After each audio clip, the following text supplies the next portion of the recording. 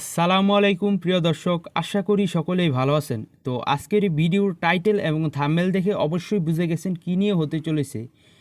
তো বর্তমান সময়ে আমরা মেসেঞ্জারে অনেক ধরনের চ্যাটিং করি। তো দেখা গেছে আপনার ফ্রেন্ড অথবা অপরিচিত অনেকেই আপনাকে মেসেঞ্জারে মেসেজ করে।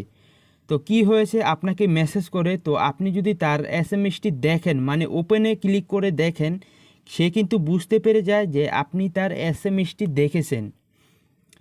তো এমন একটি সেটিং আছে, যে সেটিংটি আপনি তার লুকিয়ে তার এসএমএসটি যদি পড়েও ফেলেন, সে বুঝতে পারবে না, মানে সে কখনোই জানতে পারবে না যে আপনি তার এসএমএসটি পড়েছেন বা দেখেছেন।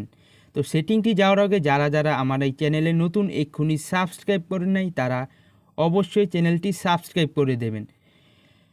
তো কথা না বাড়িয়ে মূল ভিডিওতে চলে যাই। তো ফার্স্ট অফ অল আমি একটি আইডিতে এসএমএস দিতে চাচ্ছি। তো দেখতেই পাচ্ছেন প্রিয় দর্শক, আমার এই আরেকটি আইডিতে আমি একটি এসএমএস দিয়ে দিলাম। তো দেখতেই পাচ্ছেন প্রিয় দর্শক, আমি এসএমএসটি দিয়ে দিলাম, ঠিক আছে। তো এই আইডিতে এই যে দেখতেই পাচ্ছেন আমার আইডির এসএমএসটি চলে আসছে। এবার যদি আমি এই আইডিতে ক্লিক করি, ক্লিক করার পর কিন্তু আমি তার এসএমএসটি দেখে ফেলেছি।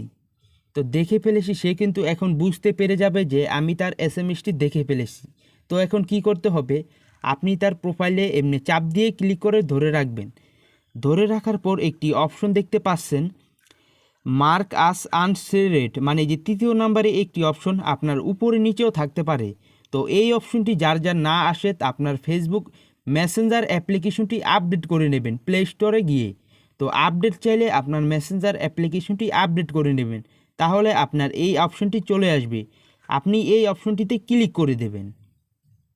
ক্লিক করার পর দেখতেই পাচ্ছেন প্রিয় দর্শক, এখানে কিন্তু তার এসএমএসটি আমি দেখেছি, কিন্তু সে বুঝতেও পারবে না কোনো মতেই।